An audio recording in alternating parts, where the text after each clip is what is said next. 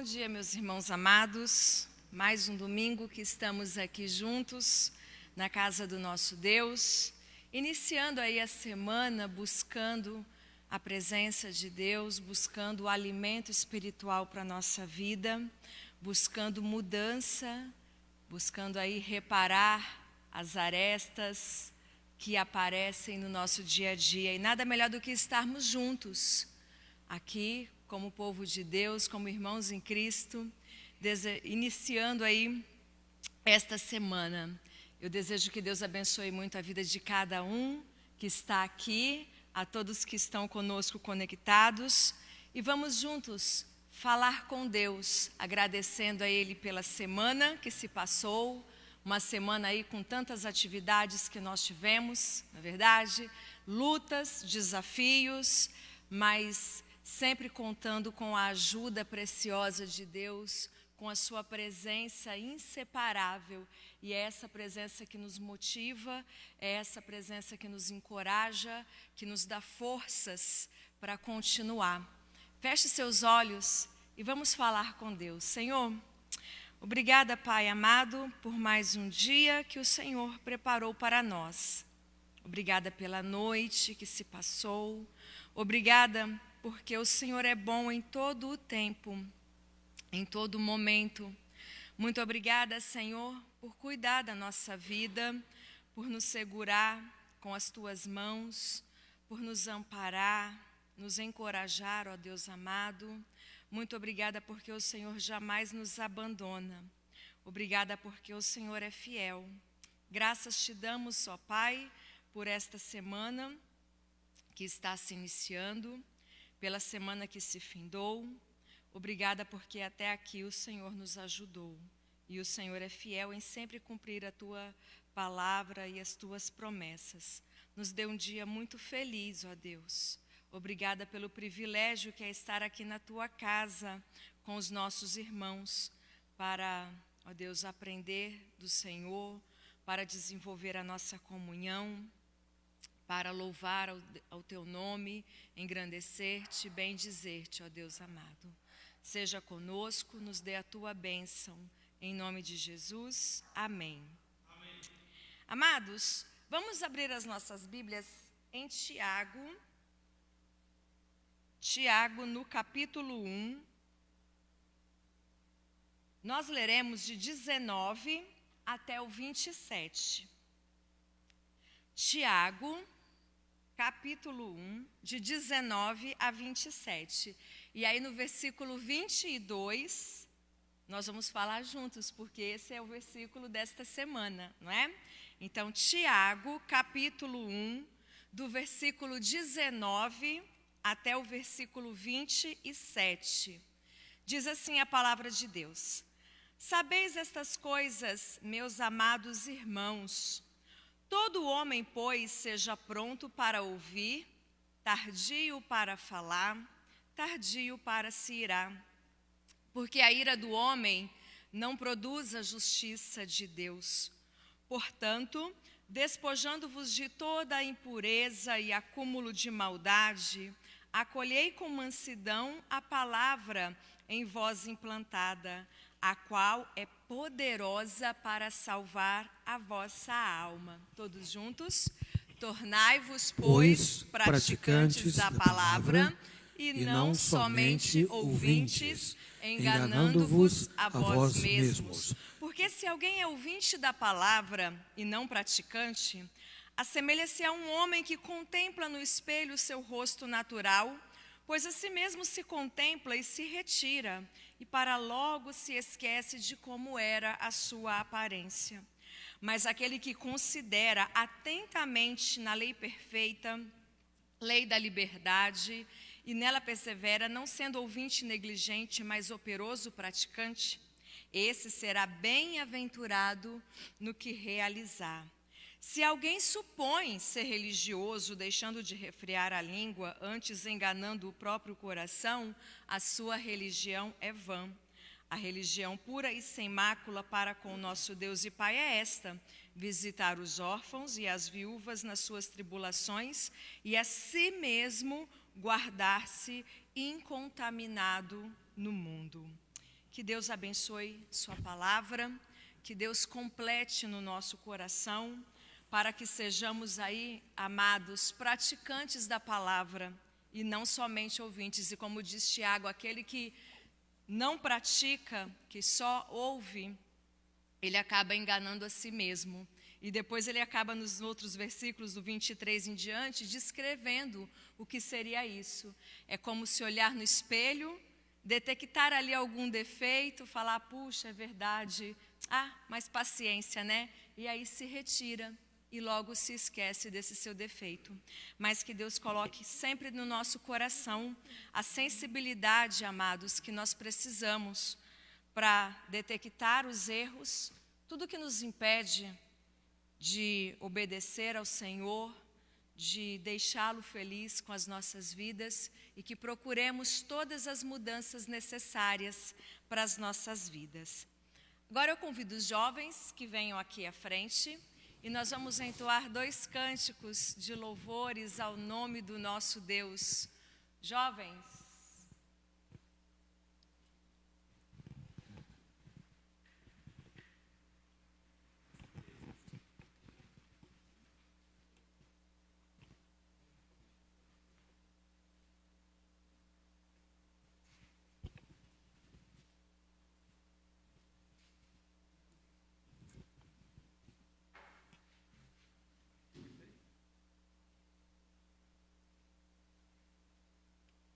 Bom dia, meus irmãos.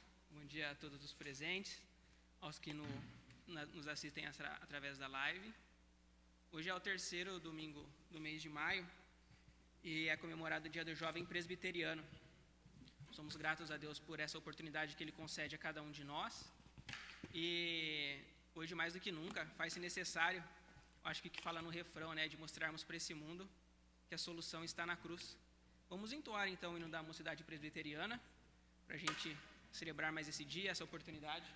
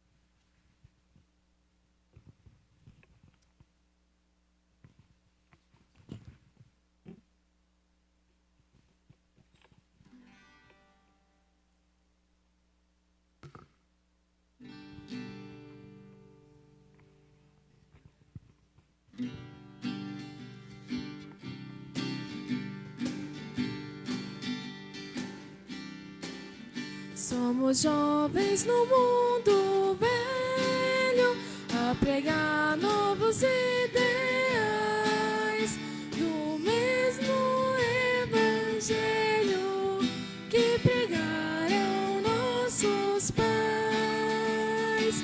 O mundo muda, mas Cristo não.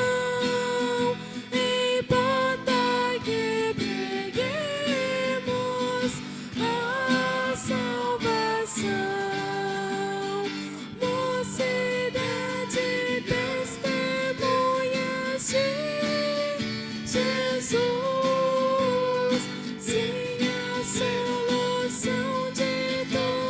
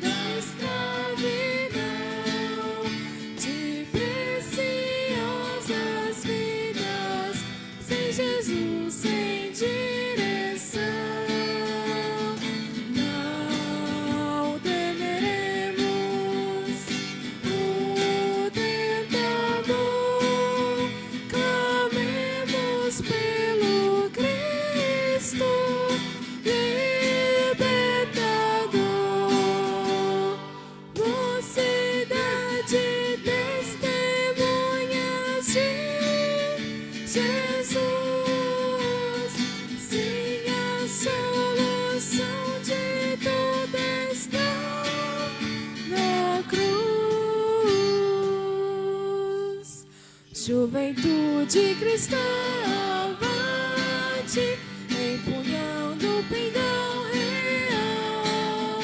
Governo comandante, venceremos todo o mal. Ser testemunha, diz o Senhor, falemos sempre de Jesus, sem temor. Mocidade, testemunhas de Jesus. Sim, a solução de tudo está na cruz.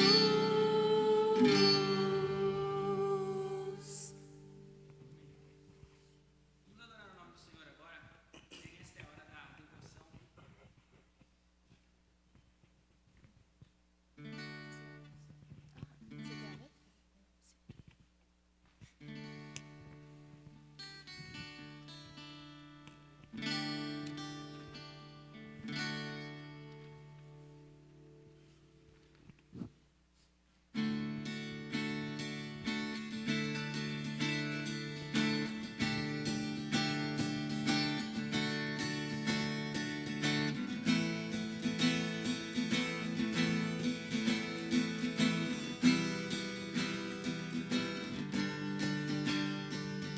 Vem, esta é a hora da devoção.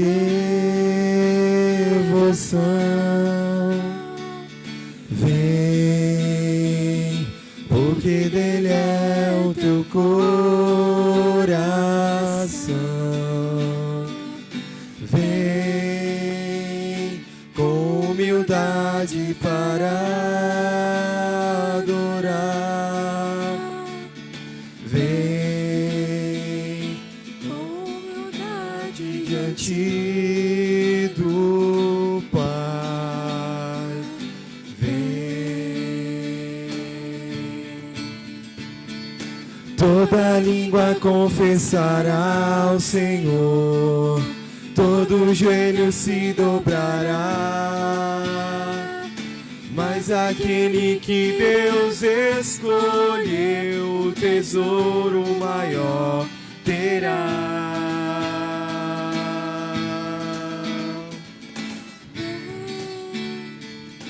Esta é a hora da devoção.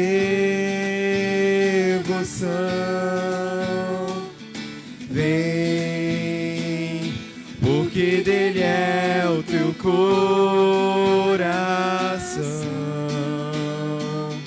Vem, com humildade para adorar. Vem, com humildade diante do Pai. Vem, toda língua confessará ao Senhor, todo joelho se dobrará. Mas aquele que Deus escolheu, o tesouro maior terá.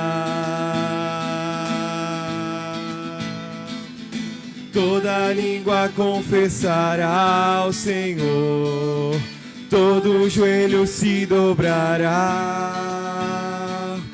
Mas aquele que Deus escolheu, o tesouro maior terá.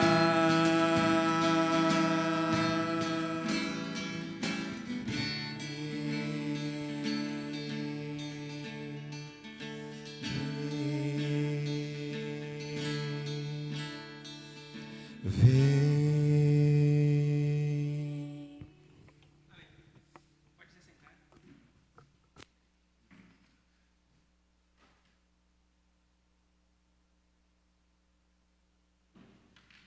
Pode se sentar.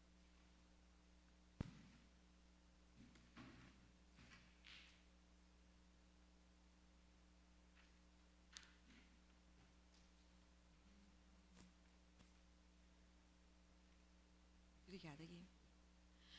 Muito bem, amados, vamos ao versículo desta semana, que está lá em Salmos, no capítulo 19, nós escolhemos o versículo 8. Salmos 19, versículo 8. Que diz assim: os preceitos do Senhor são retos e alegram o coração.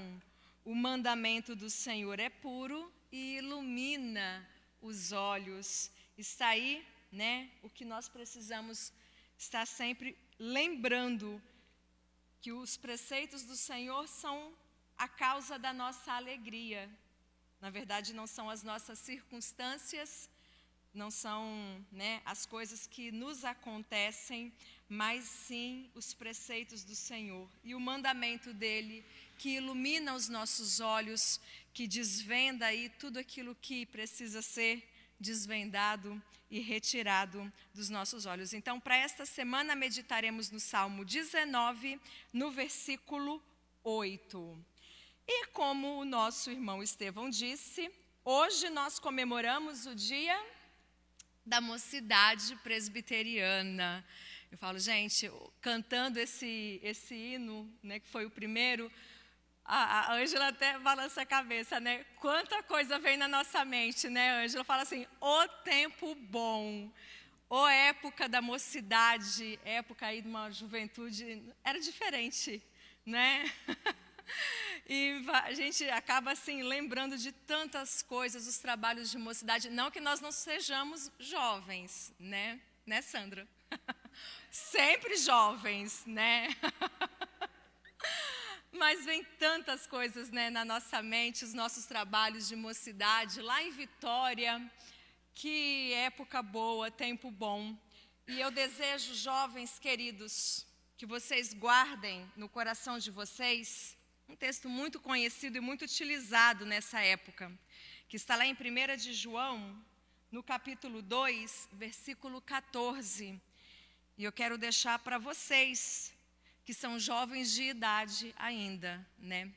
Nós somos não jovens de idade, mas jovens de espírito. E para os jovens aí de idade, 1 de João 2,14, que diz: filhinhos, eu vos escrevi porque conheceis o Pai. Pais, eu vos escrevi porque conheceis aquele que existe desde o princípio. Jovens, eu vos escrevi porque sois fortes, e a palavra de Deus permanece em vós, e tendes vencido o maligno. E eu creio que esse tem sido um grande desafio. Na verdade, sempre foi, né, para nós que já fomos jovens de idade, e para os jovens de hoje, vencer o mal, vencer o mundo, vencer aí tudo que vem, que é atrativo, né? Mas João diz, vocês são fortes, e eu vos escrevi por isso.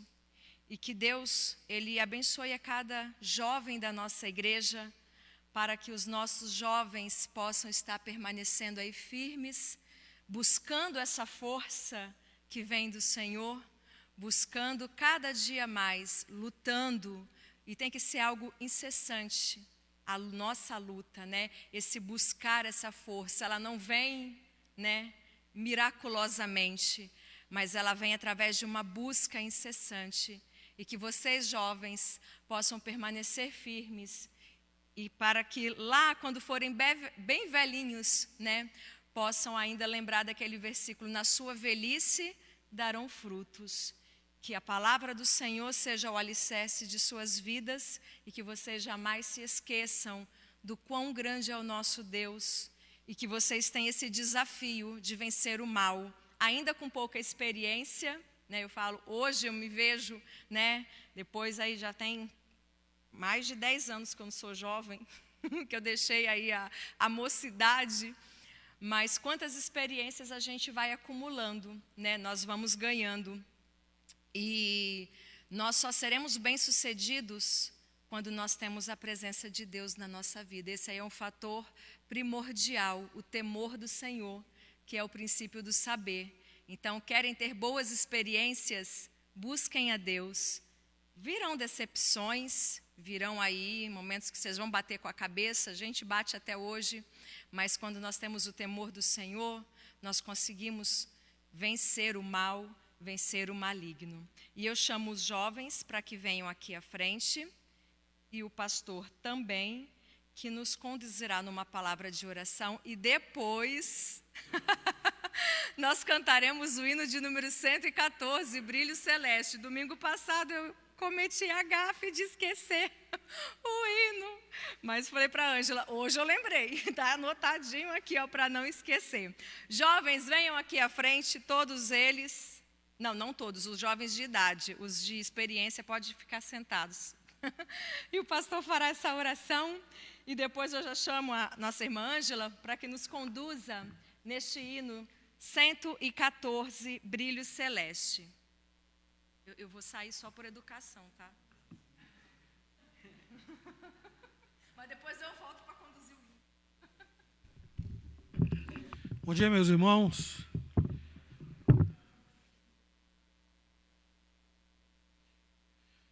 Eu não vou usar as palavras de Davi, não, porque quando Davi disse isso, ele tinha bem mais idade do que eu, né?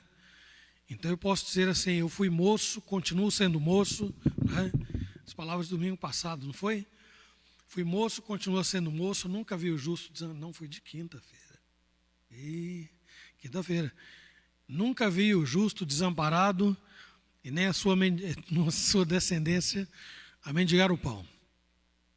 E vocês devem ter, quem acompanhou, é óbvio, né? Devem ter acompanhado toda a argumentação e raciocínio, e viram o denominador comum aonde nós chegamos, que tem a ver com as mesmas palavras do apóstolo Paulo, não é?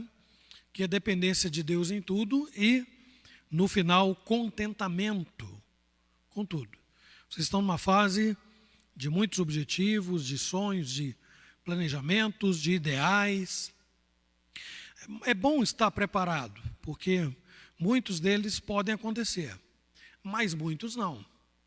E estes que não acontecem não podem se transformar em frustração, desânimo, a desconfiança de que Deus pode não estar abençoando.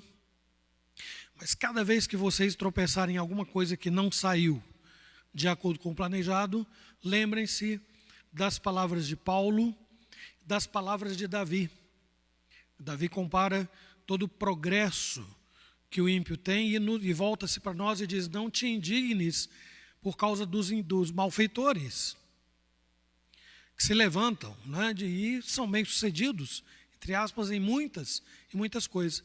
Não fiquem chocados, não perguntem por que eu temo a Deus, tento tantas coisas e não consigo. Mas os ímpios que estão aí, dão as costas para Deus e no final, tanta coisa eles realizam, né? Então, Deus tem propósitos na vida de cada um, principalmente daqueles de quem Ele cuida.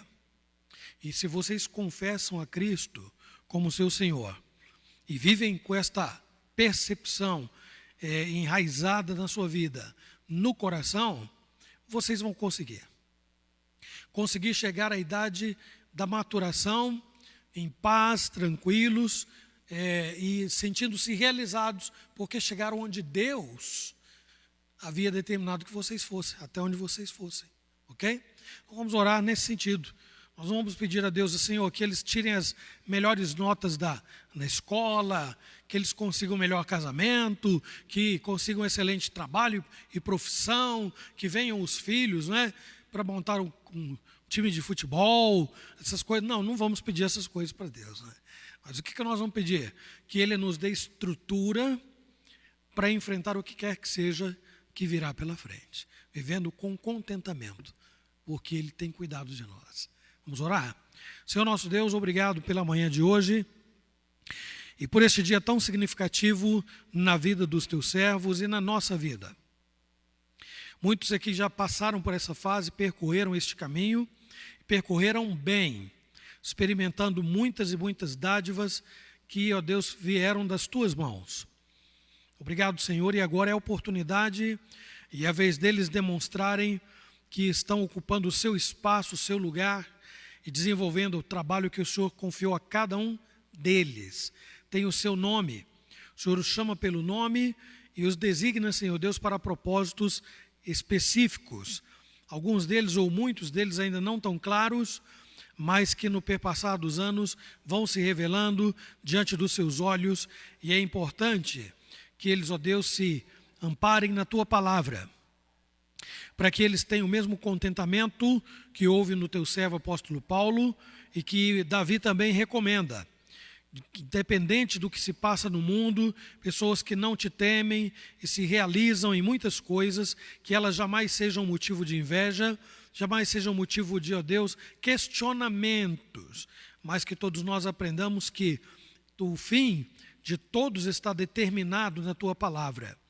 E aqueles que, ó Deus, de qualquer modo se dão bem nesta vida, precisam de arrependimento, olhar para Jesus, e ainda que uma conversão represente, Senhor Deus, numa mudança radical de vida e traga muitos problemas que eles não viviam antes, que, ó Deus, eles mantenham os olhos fixos em Jesus. Realidade esta que nós cremos é a dos Teus servos que estão aqui à frente. Todos estão nas Tuas mãos, que eles vivam uma mocidade feliz, uma mocidade de santificação progressiva, e tudo isto para promover a honra e a glória do Teu nome, sendo uma marca na vida desta igreja, fazendo diferença, não sendo apenas números a somar com os demais. Nós imploramos, ó Deus, pela sua saúde física, espiritual, e rogamos, Senhor Deus, faze deles instrumentos de bênçãos por onde eles forem. Rogamos em nome de Jesus. Amém. Parabéns, gente. Não é? Que Deus abençoe vocês. É aqui, né? Pois é, um dia a gente volta a se abraçar. Deus quiser.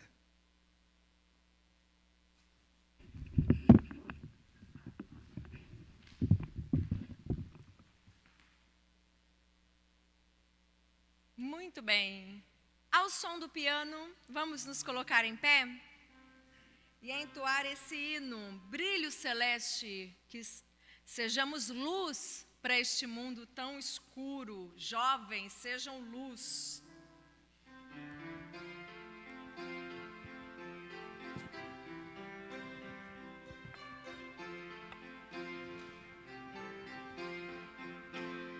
Peregrinando por sobre os montes e pelos vales, sempre na luz. Cristo promete nunca deixar-me, eis-me convosco, disse Jesus. Brilho celeste, enche a minha alma, glória dos céus. Aleluia, sigo cantando, dando louvores, pois Cristo é meu. Se vejo sombras por toda parte, o Salvador não hão de ocultar, pois Cristo é luz que nunca se apaga, bem ao seu lado sempre hei de andar.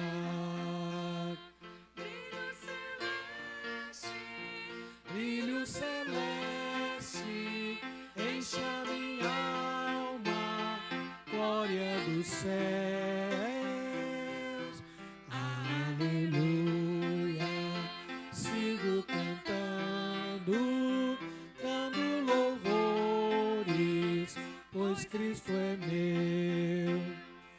A luz bendita me vai guiando em meu caminho para a mansão, mais e mais perto, seguindo o Mestre, possuo o gozo da salvação.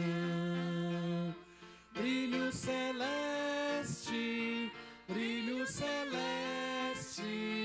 enche a minha alma, glória do céu.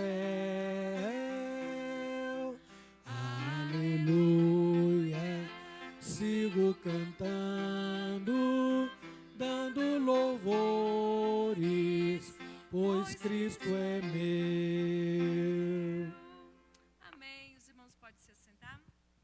Agora sim. A palavra está com o pastor, que nos trará o estudo nesta manhã, e as crianças terão o estudo lá com a Caris. Deus abençoe a todos e dê a todos aí um domingo muito feliz.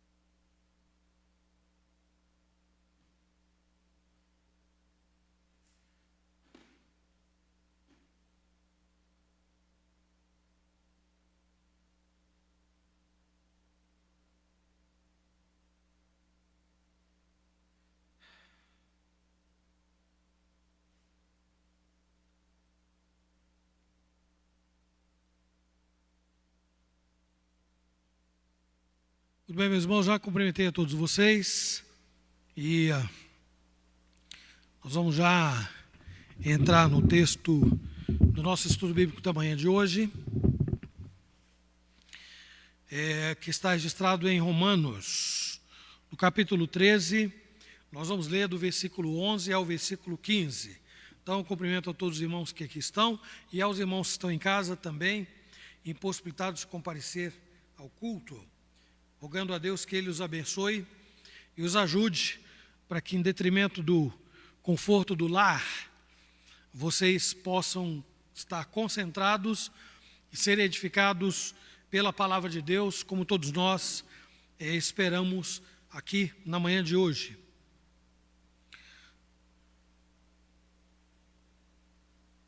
Então, o texto é Romanos 13, 11 a 15.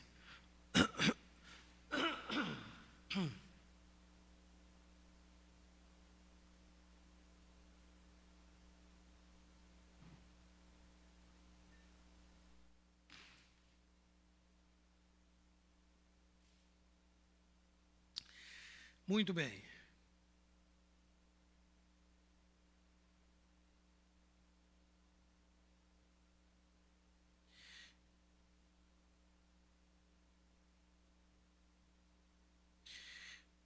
A palavra de Deus nos diz assim, meus irmãos: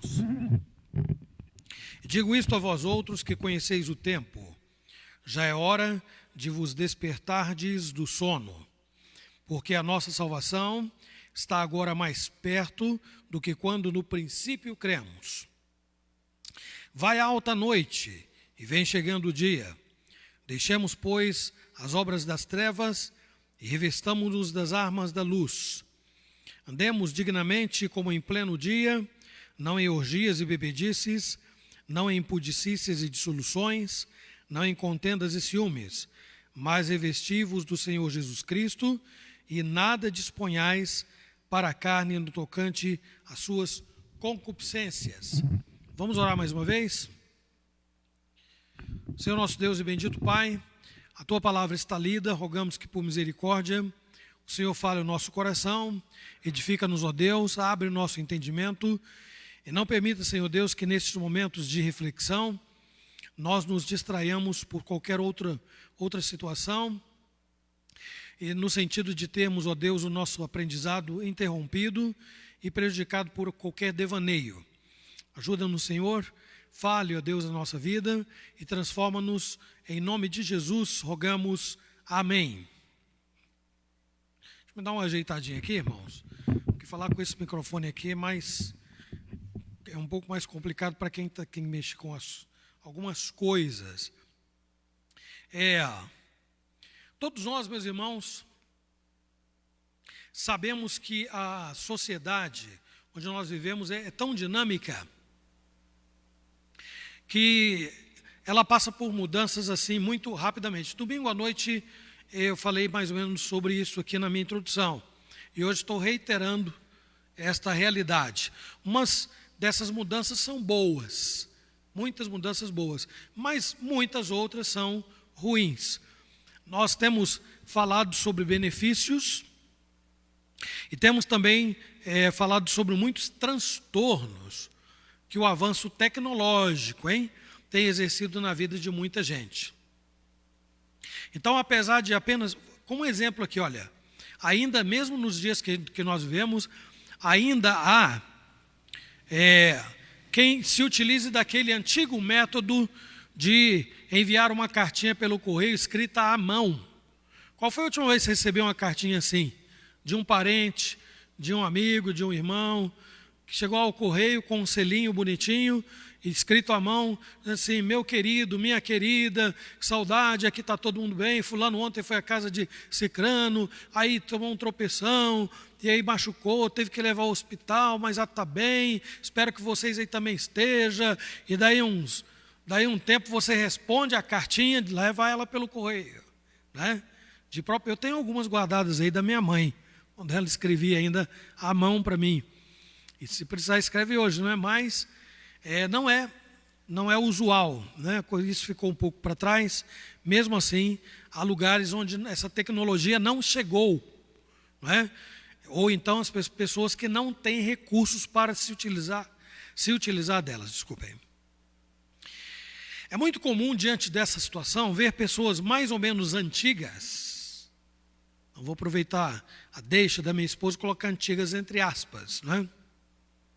Porque são de algumas poucas décadas atrás. E aí é muito comum ver essas pessoas viverem uma espécie de nostalgia, ou uma legítima tristeza mesmo, né? Quando vem que no mundo que está se transformando, né, há muitas coisas aí que elas se veem preocupadas, né, com o lugar onde isso vai dar, até onde a sociedade irá. Com todos os seus desvios, seus desequilíbrios, com seu declínio, há limites. Os limites que existem são os limites de Deus. Mas eu coloco aqui na introdução que o avanço tecnológico, em termos globais, não é, na verdade, o principal vilão de uma sociedade em declínio. Não é. Pecado, esse sim, encontrou um confortável lugar no coração humano e se alojou lá. O pecado não espera silenciosamente para se manifestar, não. Desde muito cedo, pode ser notado no comportamento de uma criança. Né? O pecado está arraigado na natureza humana e ele evoluiu ou evolui na medida em que há combustível. Guardem essa palavra, ela está no texto. Na medida em que há combustível que favorece o seu avultamento, o seu crescimento, não é? Termos práticos. A que é que eu me refiro aqui, irmãos?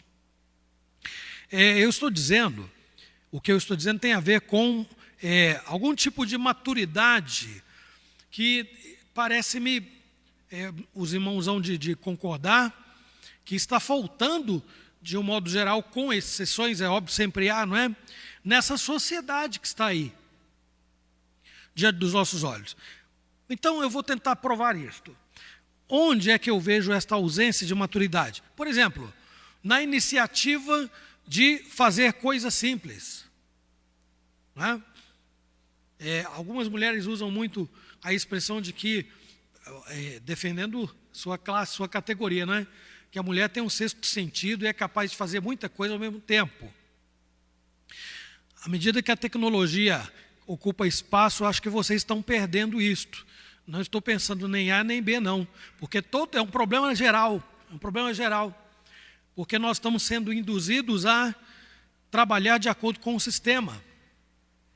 Se o sistema não permite, quantas vezes vocês já perderam a paciência? Porque você vai tentar fazer uma coisa e o sistema não deixa. Homens versáteis já não são tão comuns. Você chama, mesmo aqueles atuais chamados maridos de aluguel, eles são o pau para toda obra, né? que arrumam a energia, mexe com a canalização, que vão lá arrumar um chuveiro, que vão lá mexer na máquina de lavar, na geladeira, no micro-ondas, na televisão, etc. Mas quantos homens assim a gente encontra por aí, com esta versatilidade toda? Então, olho para a sociedade e vejo que vai se tornando menor o número de pessoas com a iniciativa de fazer coisas simples. Falta iniciativa, e isso aqui é muito mais sério, no enfrentamento de problemas. Falta muita iniciativa no enfrentamento de problemas. Então, há muitas formas, eu vejo muita gente fugindo de ter que enfrentar um problema. E o problema permanece lá, o que é mais sério. E ele vai crescendo dependendo da situação. Falta de profissionalismo. Vocês têm alguma reclamação com os telemarketings? Tem algum problema com aqueles que fazem ligação e que você nem mais atende? Você vê o número e já faz logo assim, ó, tchum, tchum, né?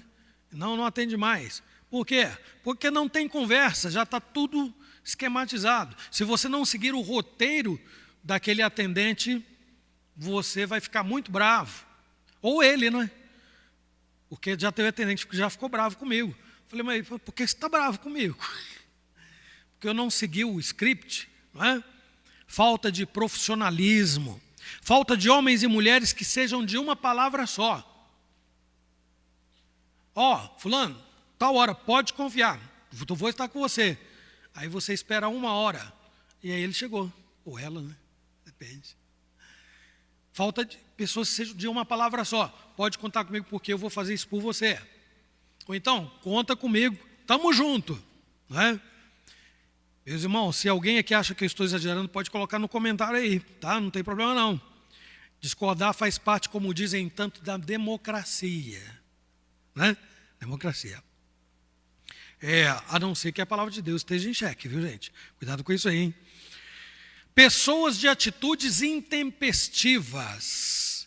Isso é uma característica das pessoas desta nova era, desta nova geração em que nós estamos vivendo, né?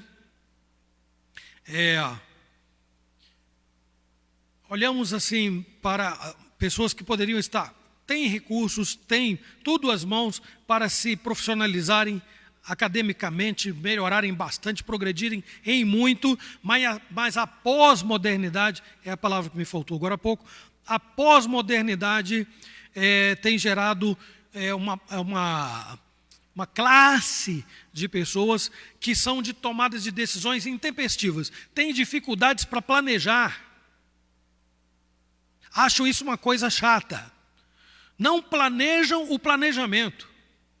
Vou escrever aqui o que eu pretendo fazer, eu agora sou responsável por determinada coisa, e não dá para fazer sem planejamento, você tem que fazer reunião com esse povo aqui, não é na igreja, hein, gente? Não pensem só na igreja, é em todos os lugares. Minha esposa está aí, responsável por direção de escola esse ano, e eu acho que ela deve estar encarando muitas coisas que nós já conversamos em outras situações, porque é um problema que está nas pessoas. E quando você está diante de alguém que tem orgulho de saber uma coisa que você tem convicção de que ela não sabe, mas ela está tão arraigada naquilo que pensa, que é capaz de criar um debate acirrado, a não ser que você seja um pacificador, se cale na hora certa e evite o enfrentamento, porque tem coisa que não vale a pena. Além desta maturidade que eu disse, quando nós olhamos para a sociedade, irmãos, ainda há o problema, esses são mais graves, da relativização do pecado, a relativização da verdade, o crescente egoísmo, a intimidade, coloco entre aspas, não autorizada, como muitos tratam o reino de Deus e tudo que está ligado a ele. E outras coisas mais, como desajustes matrimoniais, aqueles desajustes familiares, bom, e por aí vai, não é? Muitos de nós que criticamos bastante esta época, essa era pós-moderna, temos visto esta situação e nos lembramos, se eu for perguntar para o Osmar, do que é que ele se lembra? porque não é o mais antigo, não é o mais antigo aqui hoje, é o presbítero Garmes. Mas se eu perguntar para o presbítero Garmes e para o Osmar do que é que eles lembram ao olhar para essa sociedade decadente onde nós vivemos, na Bíblia, situações que nos lembram. Se eu falar Sodoma e Gomorra, não vem à cabeça? Sodoma e Gomorra. Outro contexto que pode ser citado, que parece muito com a situação que a gente vive, os dias que antecederam o dilúvio. O pecado se multiplicava. Então, são situações que os mais antigos observam estarrecidos, porque não sabem no que é que isso vai dar. Claro que de algum modo a gente sabe sim, isso vai culminar na volta de Jesus, não é? Na volta de Jesus, só que nós não sabemos em quanto tempo ainda, não é? Por outro lado, meus irmãos, de um modo até assim, alguns ou muitos, meus irmãos, chegam a concluir que o cenário diante do qual nós estamos é perfeito para o cumprimento dos sinais que precederão a volta de Cristo. Então, não faltará quem se levante dizendo: os sinais já estão acontecendo. Estão, desde que Jesus foi ao céu.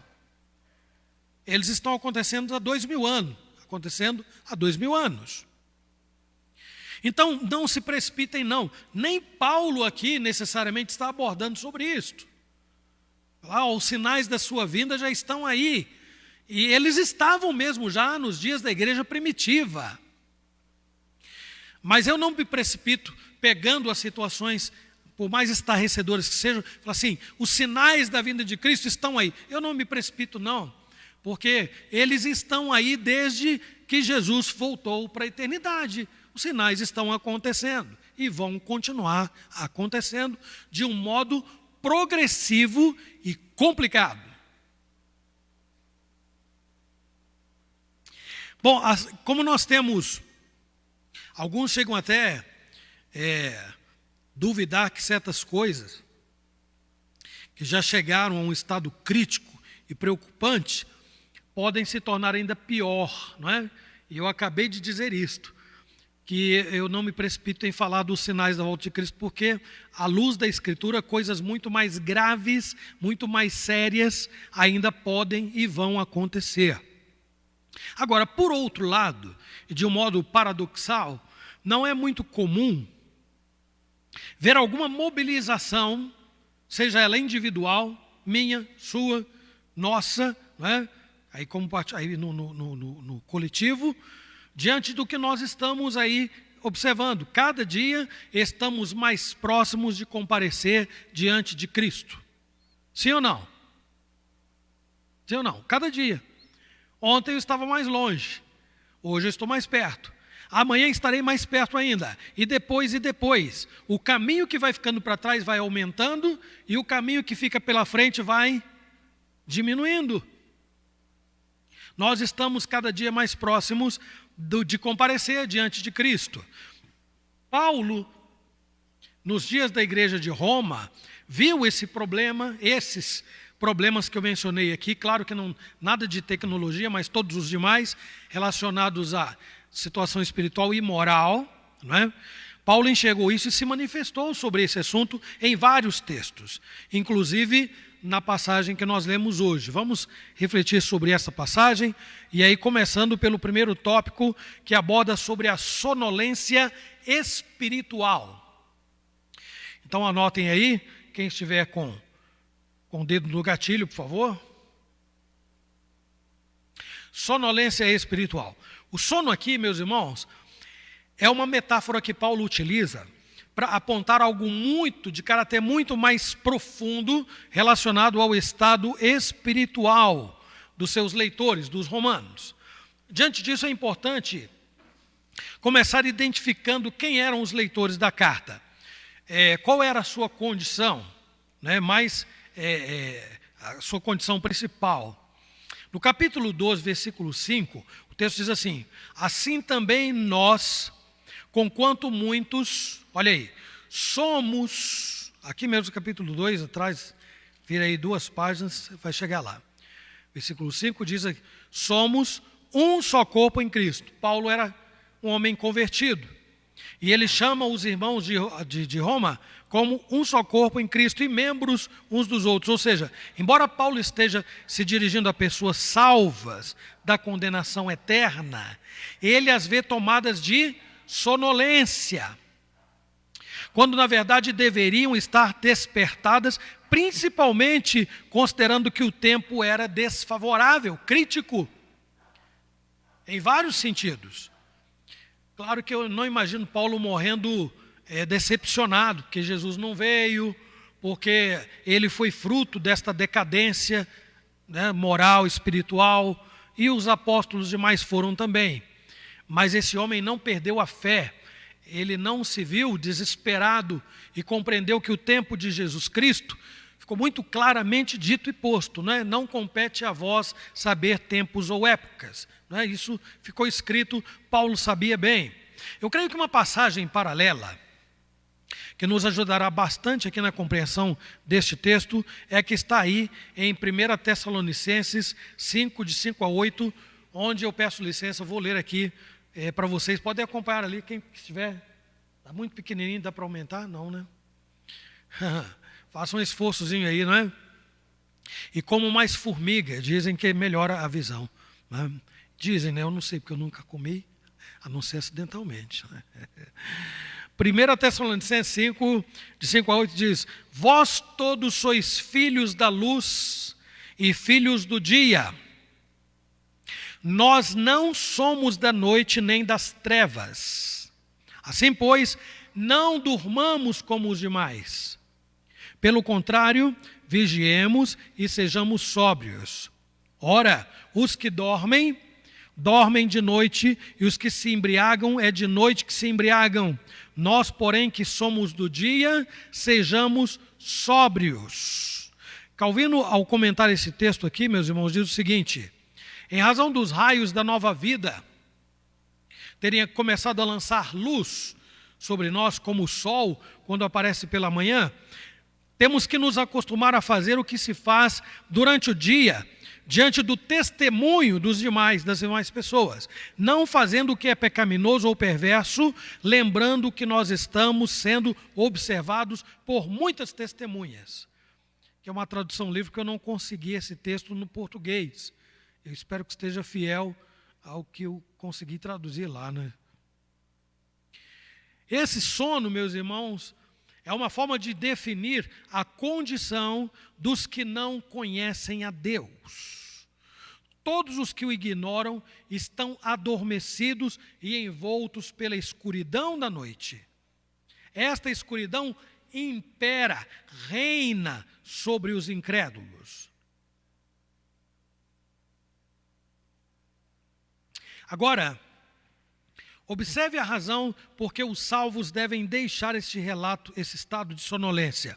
O texto diz assim: porque a nossa salvação está agora mais perto do que quando no princípio cremos. Há um outro teólogo aí, comentarista, chamado Sproul, né? Robert Charles Sproul mesmo. Ele escreve o seguinte, Paulo está falando sobre a consumação da nossa salvação quando passamos para a glória. E aí, interessante, ele falando de si mesmo. Você já se perguntou quanto tempo você vai viver? Eu faço isso mais agora do que quando eu era mais jovem. Para Sproul agora, aquilo que ele comentou se tornou uma realidade. Ele nasceu em 39 e morreu em 2017, portanto há pouco tempo, aos 78 anos. Aquele que escreveu e comentou o texto, dizendo: nós estamos agora mais próximos da salvação do que quando no princípio cremos. Agora ele já está experimentando esta realidade na presença de Deus. William Hendrickson, que é outro comentarista, já disse, exploro bastante sobre o texto, diz assim: as palavras "a noite está avançada, o dia vem raiando", indicam que para o povo de Deus, a presente era das trevas, de pecado, de perversidade, está rapidamente avançando para o fim. E a era infindável de luz, de santidade, de alegria está perto. Paulo, por assim dizer, ouve o clamor do vigia noturno: acordem, acordem, porque amanhã vem raiando. Eu penso, meus irmãos, que de todo modo, seja pela volta de Cristo ou pela nossa partida para a eternidade, o fato é que todos nós estamos agora mais perto da salvação, sentido pleno, absoluto e completo. Eu digo, eu sou salvo. Você diz, eu sou salvo. Mas nós conseguimos enxergar essa salvação de maneira cristalina? Nós estamos livres dos problemas, das complicações da geração em que nós vivemos, do mundo, sociedade que nós vivemos? Não. Mas nós estamos mais perto, diz aí Hendrickson, da salvação, no seu sentido pleno, absoluto, completo, do que quando há algum tempo nós cremos. Mas mesmo diante, meus irmãos, da certeza de que nós temos o nosso final se aproximando, a maioria das pessoas não está preocupada com salvação, não está preocupada com a eternidade, com o céu ou com Deus. Não está. Elas sofrem com aqueles danos da morte, da cegueira, da insensibilidade espirituais. O resultado disto, meus irmãos, desse estado mórbido, estado de um sono condenatório, é o contrário do que Paulo diz aos cristãos de Roma. Eles estavam mais próximos da salvação. No entanto, quem está no mundo perdido, cego, surdo, né, está morto. Todos estes aí estão naturalmente próximos, não da salvação, mas da condenação eterna. Isso é terrível e trágico. Por isso, às vezes, eu brinco, quando eu vou comemorar aniversário com alguém, e na maioria das vezes é crente, eu fico feliz por isso, porque eu celebro com alegria, bastante alegria, porque ao mesmo tempo que nós estamos celebrando a vida, nós estamos também sabendo que fulano está caminhando cada vez mais próximo da salvação, e isso é muito bom, então nós temos motivo para comemorar. Mas o aniversário de um ímpio, e às vezes regado a muita bebida e outras coisas mais, você vai celebrar o quê?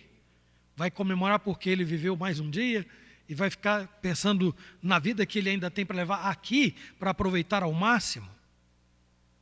Meus irmãos, embora eu esteja falando e separando esse grupo de pessoas, os que estão dormindo o sono do pecado e da morte, e aqueles que estão sonolentos na vida cristã, eu preciso lembrar o seguinte, que não há nenhuma meritocracia na salvação.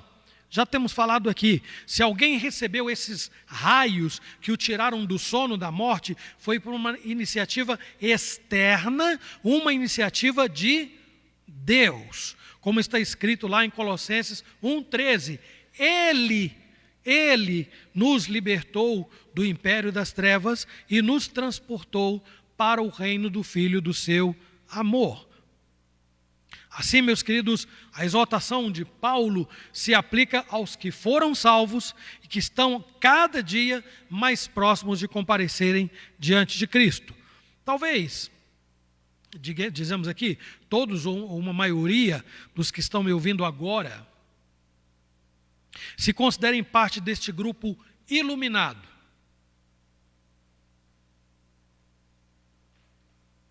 Eu não conheço, não me lembro de alguém que tenha admitido seriamente, olha, você está falando para um homem ou uma mulher condenada ao pecado, a condenação eterna. Eu não me lembro. Mas lembro que a maioria de todas as pessoas com quem abordei o assunto se consideravam iluminadas e alcançadas pela salvação. Se for realmente assim, então, meus irmãos, é preciso saber por que nós não podemos viver com algum tipo de sonolência espiritual. Se nós nos consideramos homens e mulheres que confessam a Cristo, por que razão nós não podemos viver com algum tipo de sonolência espiritual? Desde que a luz brilhou no coração de todo aquele que foi liberto do império das trevas, deu-se início a um processo de preparação para a vida que está se aproximando.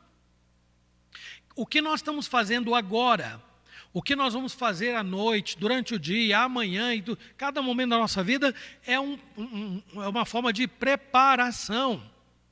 É o que Deus usa, o tempo, a maneira como nós utilizamos do nosso tempo. Deus está trabalhando a nossa vida e nos preparando não para morrer no mundo e ficarmos na memória das pessoas. Deus está nos preparando para a eternidade que se aproxima. Então nós precisamos estar atentos para saber, eu estou sonolento na vida cristã ou eu estou desperto? Por isso Deus é tão maravilhoso que não só veio até nós, transformou esse coração, mas também nos muniu de ferramentas adequadas para que nós, e todos os salvos, sejam santificados e aperfeiçoados, orientados pela sua palavra. Quanto ao que fazer e quanto ao que não fazer. Então, isto vai ser assunto tratado no segundo ponto. Abandonando as obras das trevas.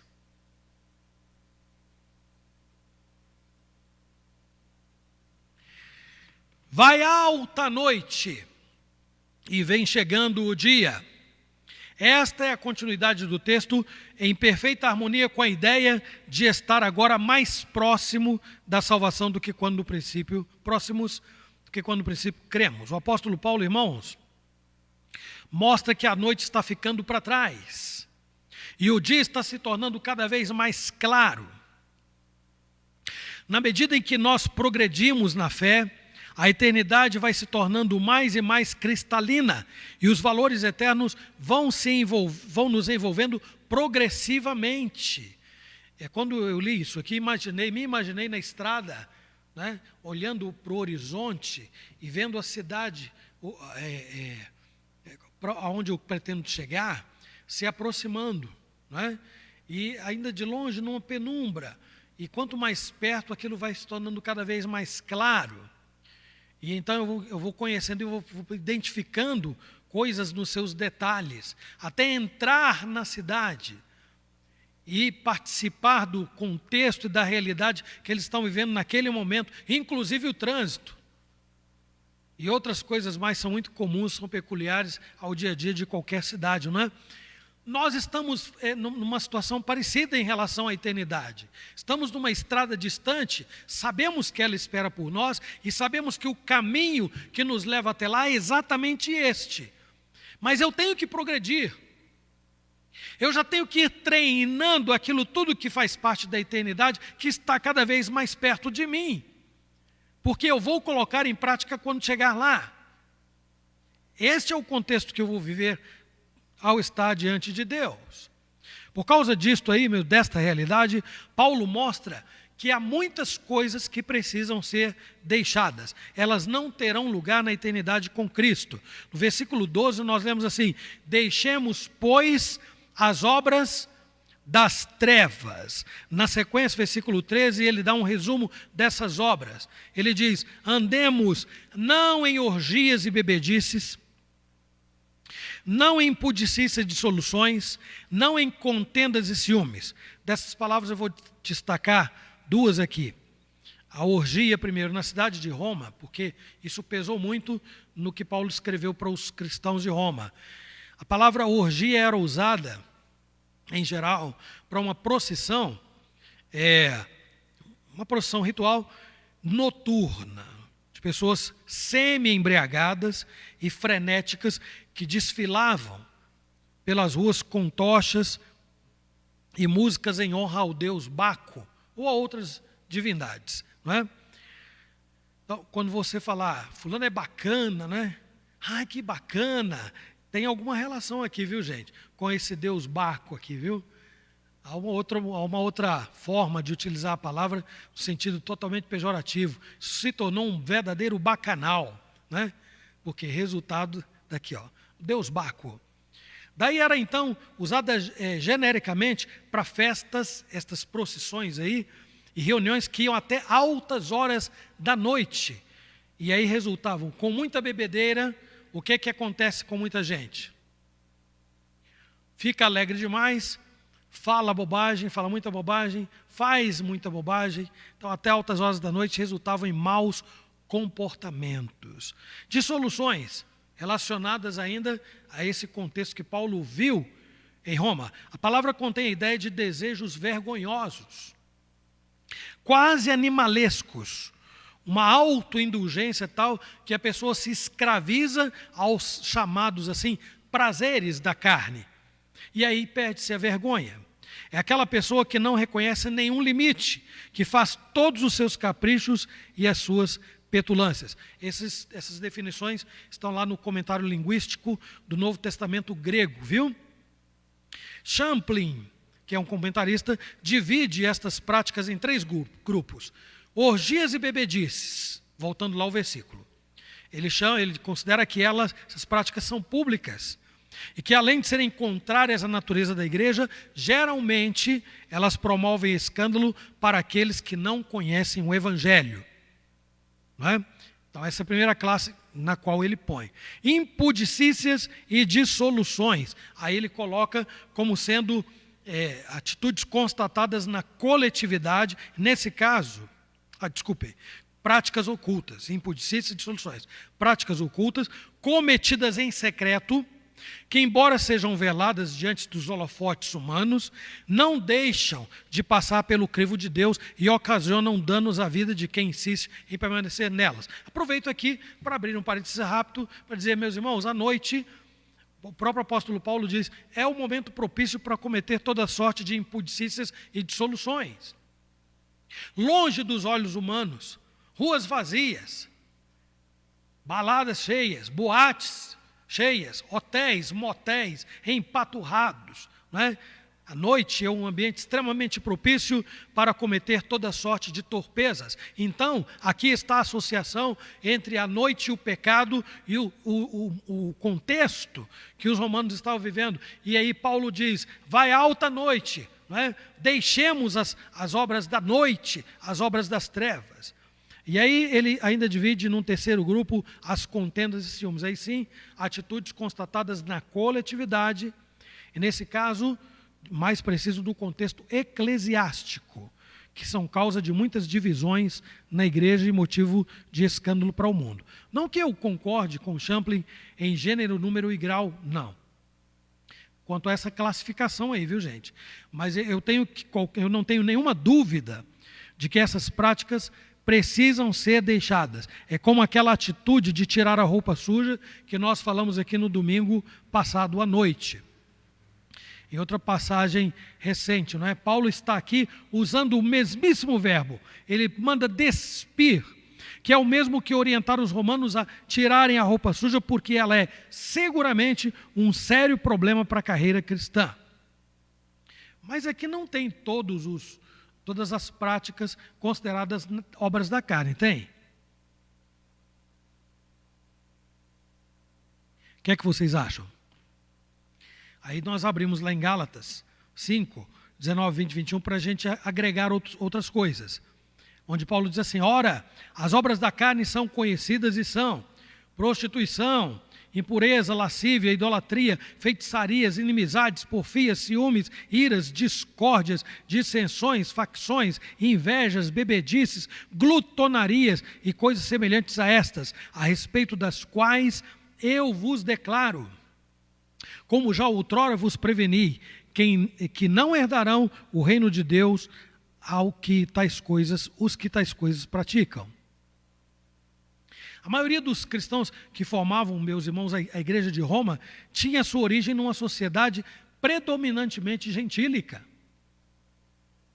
Então pensem naquelas procissões noturnas, pensem, né, nas festanças que eles davam, pensem nas bebedeiras, pensem, meus irmãos, na libertinagem, né?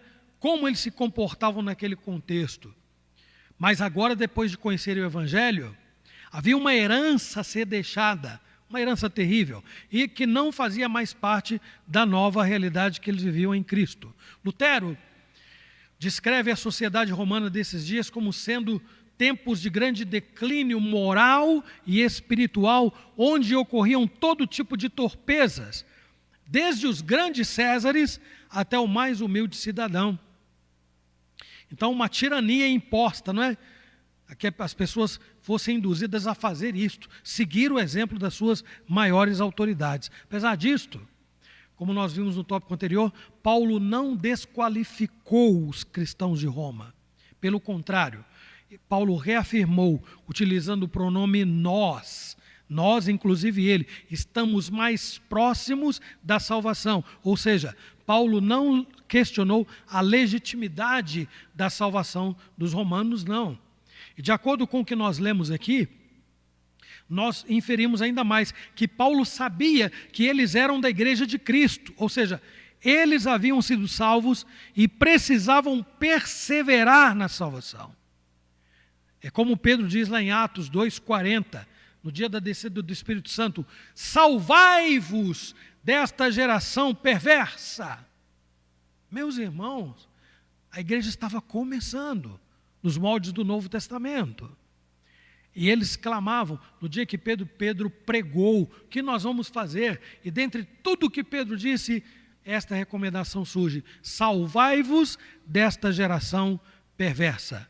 Pode parecer que eu estou sugerindo aqui que o cristão deve buscar uma vida isolada, sem qualquer relacionamento interpessoal no mundo, que tudo o que há no mundo deve ser depreciado e desvalorizado. Não é o que eu estou procurando ensinar. É preciso deixar muito claro que se alguém confessa Cristo como seu Senhor, esse alguém não pode ficar dividido entre fazer a vontade de Deus e seguir confortavelmente, sem qualquer indicativo da sua diferença, com uma sociedade de declínio espiritual e moral comprovados. Isso nos remete, então, ao último e terceiro ponto, que envolve o que os salvos precisam adotar no seu novo estilo de vida. Então, coloquem aí: revestindo-se de Cristo. Nesse tópico, eu pretendo reunir informações dos versículos 12, 13 e 14, trabalhando com os seguintes termos: revistamo-nos das armas da luz. É o primeiro, está aí no versículo 12. Depois no 13, andemos dignamente. E depois o 14, revesti-vos do Senhor Jesus Cristo e nada, lembram do que eu falei de dar combustível lá atrás, a carne? Nada disponhais para a carne no tocante às suas concupiscências. Então, sendo assim, vamos focar na primeira expressão, ou seja, que vistamos a armadura da luz. Então, no tópico anterior, nós enfatizamos práticas que os romanos estão orientados a deixar. Alguém poderia inocentemente alegar assim: olha, graças a Deus, eu não vivo em orgias. Essas coisas horríveis que o pastor falou aí, não, eu não vivo não. Eu não vivo, eu não sou de encher a cara, não, eu não vivo em bebedeiras, eu não vivo essa vida devassa. Aí, devassa eu acho que é até nome de cerveja, não é? Né? Então, não vivo essa vida devassa aí, não, eu estou fora disso. Meus irmãos, se nós perguntarmos para as pessoas o que elas não fazem, fica muito fácil. Eu não bebo, eu não fumo, eu não mato, eu não roubo, eu não uso droga, eu não isso e aquilo, vai ser muito fácil. A questão é, o que você faz? Você tirou a roupa suja, abandonou as coisas velhas, está deixando, o que é que você colocou no lugar dela? Não é? Então Paulo diz: deixemos as obras das trevas e, aqui está dizendo, nos revistamos da armadura da luz. Então, ser salvo não envolve apenas deixar a devassa, não é? Não. Com esforço contínuo, igualmente desafiador, há um modelo de vida que Deus nos deixou aí, há uma nova roupa para vestir. Eu nunca fiz a pergunta não, mas sinceramente vou perguntar: será que lá no céu vai ter uma biritinha, né? Uma caipirinha, né? Uma coisa para dar uma anestesiada para aqueles que estão dizendo: não, já estou tão acostumado que está tudo bem. Eu sei que no céu haverá muita coisa, mas dessas aí eu tenho minhas dúvidas, viu, gente? Tem muita gente que toma suas biritinhas aqui até para afogar as mágoas, né? O crente usa a oração para afogar as mágoas. Usa a igreja para buscar refúgio, diferente dos que então se entregam a uma vida louca e outras coisas mais. A ideia da armadura da luz, meus irmãos, traz a imagem de um soldado que está sempre alerta, não vive sonolento, vestindo um traje adequado para a batalha. Um cochilo pode causar e custar a vida desse soldado. Eu, quando estava no exército, me colocaram uma vez de plantão num dos piores lugares do quartel. Aquela roupa pesada, aquele cinto grosso, fuzil pesado, aqueles coturnos. Estevão sabe o que eu estou falando, porque ele serviu, o Gabriel Mendes também sabe. E aí eu fiquei num lugar, ficava perto do mangue, o cheiro era muito forte, tudo escuro, sozinho numa guarita e frio. E tinha um chamado sargento de dia que de vez em quando passava para poder fazer ronda. Aí eu pensei, o sargento não vai vir aqui nesse fim de mundo, não. Aí eu afrouxei o cinto, encostei o fuzil, tirei o capacete, fiquei lá tranquilo, falei, é para aguentar o resto da noite, porque era 2 horas ali, 4 descansando, vestido, hein? Ia descansar, era o fuzil do lado, não tirava o coturno, só tirava o capacete, só. Porque depois ia voltar para o plantão de novo. Aí, enquanto eu estou lá toda à vontade, aí eu ouço lá de longe a senha, o sargento gritando a senha, e eu rapidamente ponho aqui, cato, e ponho, e aí respondo a senha, porque ele estava chegando. Ainda bem que eu não estava dormindo, porque ia ser pior, né? Mas a minha condição não era legal, não. Eu não estava pronto para a ronda. Não estava pronto.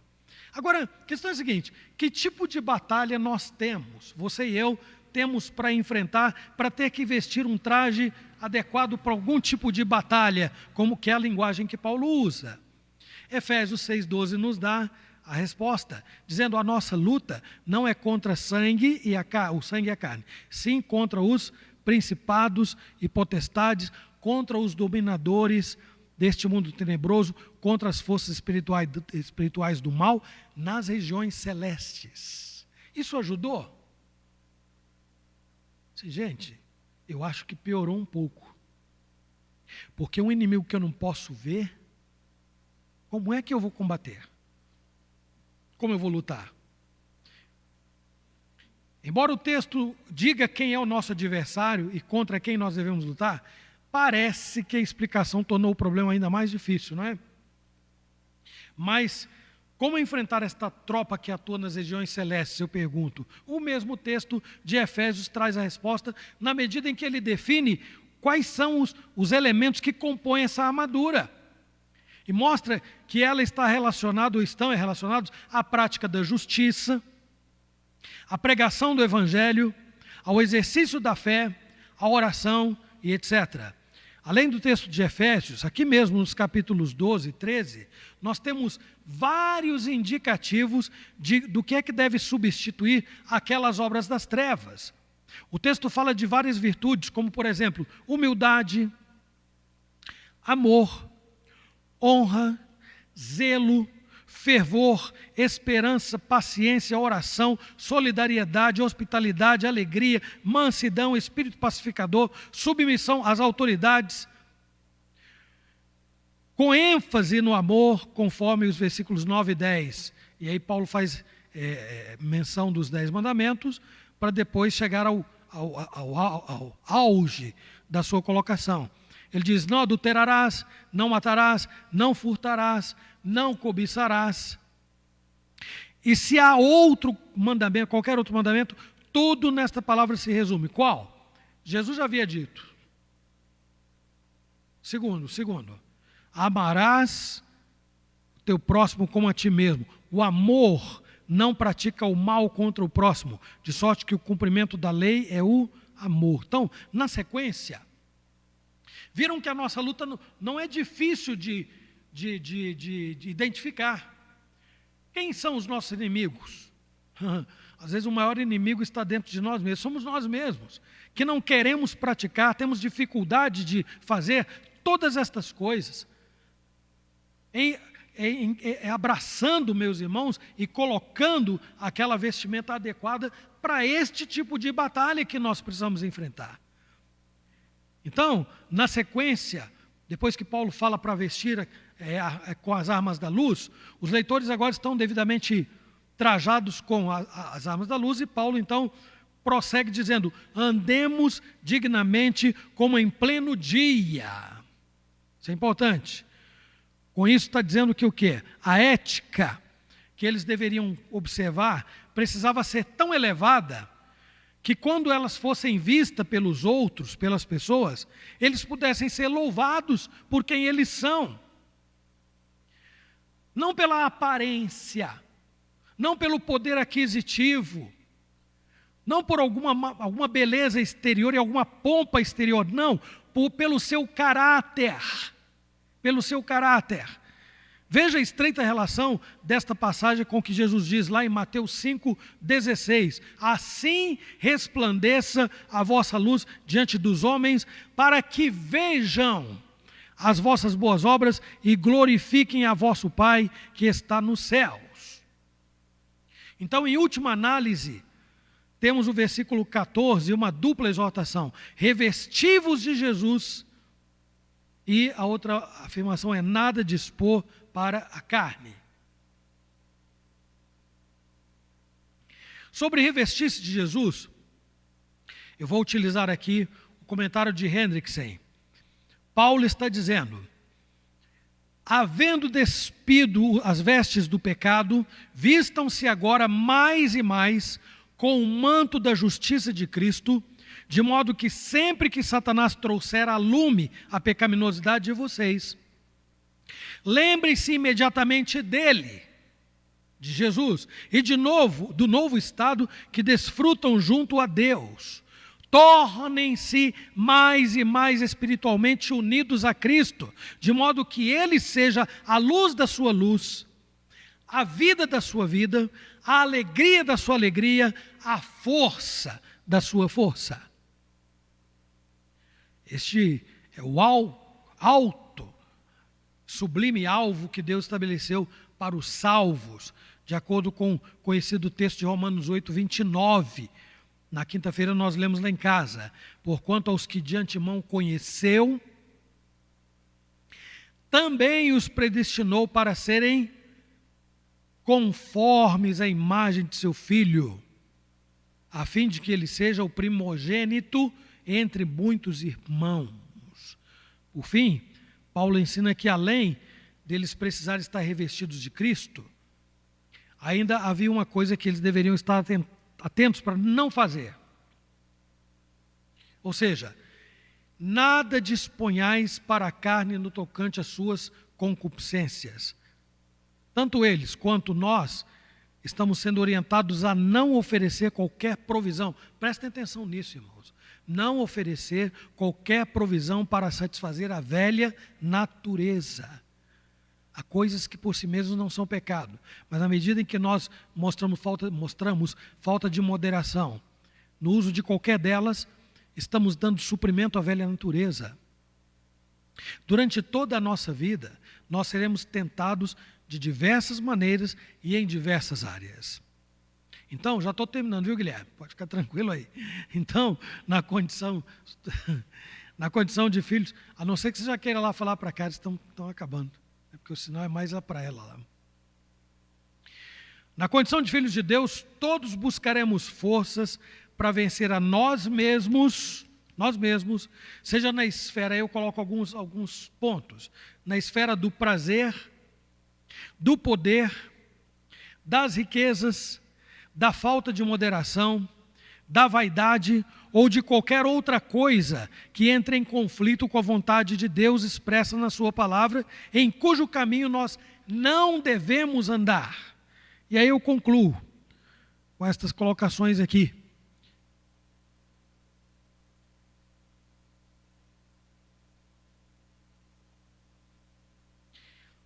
Fato, nós estamos cada dia mais perto da salvação. Eu poderia explorar o tempo de pandemia, né? A gente toda reunião praticamente fala disso, como não falar está na cabeça, está respirando isso, é um negócio interessante. Mas, irmãos, todas as pessoas que partiram para Deus neste tempo de pandemia, não partiriam em outro dia e em outra hora, não, e nem em outro lugar, porque assim Deus o determinou. Se nós não estivéssemos em pandemia, teria morrido tanta gente no mundo? Teria, porque agora nós sabemos. Antes não se poderia dizer nada, a não ser que todo mundo vai morrer um dia, né? Mas hoje nós podemos dizer assim, o decreto de Deus para fulano, beltrano, ciclano, pessoas, e aí você faz aquela lista de gente que foi para a eternidade. O decreto de Deus para estes aí era que eles fossem mesmo para a eternidade. E iriam, com pandemia ou sem pandemia, eles iriam. Mas só podemos falar isso agora, não é? Assim como o decreto de que Jesus vai voltar um dia, nós não sabemos que dia. Depois que ele voltar, podemos falar assim, Deus cumpriu seu decreto, Jesus voltou hoje. Aí nós vamos poder dizer. O decreto de que em algum momento eu vou ficar doente por outra razão, e aí de repente ficar acamado e terminar os meus dias. Pode ser, mas eu não posso afirmar como decreto, só vou poder dizer depois que isso tiver acontecido. Aí eu vou dizer assim, Deus decretou isso para a minha vida ou para a vida de fulano. Não havia como fugir, porque é Deus que dá a vida e é Deus que também a toma. Para usar exemplo mais simples ainda, eu não me lembro, deve ser uma coisa raríssima. Não me lembro mesmo, talvez algum de vocês saiba, de alguém que tenha alugado um voo comercial para levar só a família para algum evento especial. Algum de vocês sabe, lembra disso? Eu não lembro. Pegar um avião de 300 lugares, voo comercial, falar assim, só vai a nossa família aqui, para a eternidade, né? Está todo mundo no avião e vai, e não chega. Não. Em geral, os voos comerciais envolvem pessoas de várias nações. Os voos comerciais envolvem pessoas de família, da mesma família, pessoas sozinhas. E nem todos eles, a maioria deles chega ao seu destino, é óbvio, né? Continuam dizendo que ainda é o meio mais seguro de viajar. E eu concordo, é mesmo, né? Mas quando cai não tem salva-vida que segura não, né? Dependendo da situação, e às vezes, toda vez que eu entro no voo, eu fico cantando, por que essa trabalheira toda, de explicar, máscaras de oxigênio vão cair, você faz isso aqui, faz aquilo, eu falei, sim, máscara, na hora que a máscara de oxigênio sair, cair, eu abri o olho, eu já estou na eternidade. Mas é claro que eu fico ali comigo isso aí, né? Eu não fico falando não, fico ali comigo. Mas vejam, quando ocorre, e faz tempo que não ocorre uma tragédia dessa, quando cai um avião e todos vão para a eternidade, aí eu posso dizer assim, Deus decretou naquele dia que toda aquela gente, embora de nacionalidades diferentes, de famílias diferentes, todas elas fossem para a eternidade naquele dia, e daquela forma. Mas antes ninguém vai arriscar a falar isso. Então, nós estamos, fato, cada dia mais perto da salvação. Segundo, nós precisamos reconhecer as coisas que fazemos e que não podem, e que podem ser qualificadas como as obras das trevas. Terceiro, devemos conhecer a Cristo cada vez mais e envidar todos os esforços para andarmos nos seus caminhos. Quarto, na força que Deus supre, nós havemos de vencer as lutas que enfrentamos contra nossa própria vontade pecaminosa. Quinto, a cada dia, os outros verão a pessoa de Cristo refletida na nossa vida. Esta é a conclusão, que este é o objetivo do estudo da manhã de hoje. Rogo a Deus que nos ajude e nos abençoe, meus irmãos, porque o desafio está posto, é isto mesmo. Bauru, São Paulo, Brasil, não é Roma. Mas o homem permanece o mesmo, né? O mesmo pecaminoso, que se não se cuidar, contribuirá para que a nossa sociedade seja um problema cada vez maior para a igreja, um ambiente muito hostil para a igreja viver, sem amor, sem justiça, sem paz, sem fé, um ambiente muito complicado, e a igreja está vivendo nele e absorvendo muita coisa que vem desta sociedade. Que Deus nos ajude e nos abençoe. Amém. Irmãos, vamos orar? Fiquem em pé, por favor, e vamos fazer a oração dominical. Você em casa também aí, feche os seus olhos e concentre-se agora para nós orarmos, não mecanicamente. Vamos refletir cada frase, cada palavra desta oração. Vamos orar. Pai nosso que estais nos céus, santificado seja o teu nome.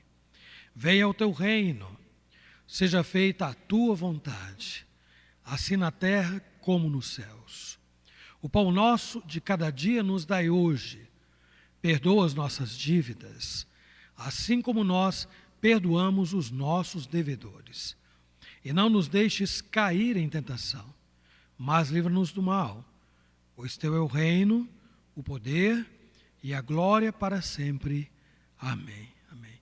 Podem sentar, irmãos. Eu agradeço a Deus pela vida de cada um de vocês. Rogo ao Senhor que nos conceda um domingo abençoado, domingo feliz, dia do moço presbiteriano. Aproveitem bem o dia de hoje e não esqueça de compartilhar nossa escola dominical. Alguns irmãos estão atendendo prontamente o nosso pedido, então não esquece de compartilhar aí, porque quando você faz isso, você atinge o seu círculo de amigos e a nossa mensagem, na verdade a mensagem da palavra de Deus é propagada e multiplicada, tá bom? Faz aí a sua parte, dê a sua colaboração. Então eu vou despedindo dos que estão em casa e dos que estão aqui presentes com este desejo e esta oração. Que Deus nos conceda um domingo muito feliz e à noite, às 7 horas, estaremos de volta, se Deus quiser.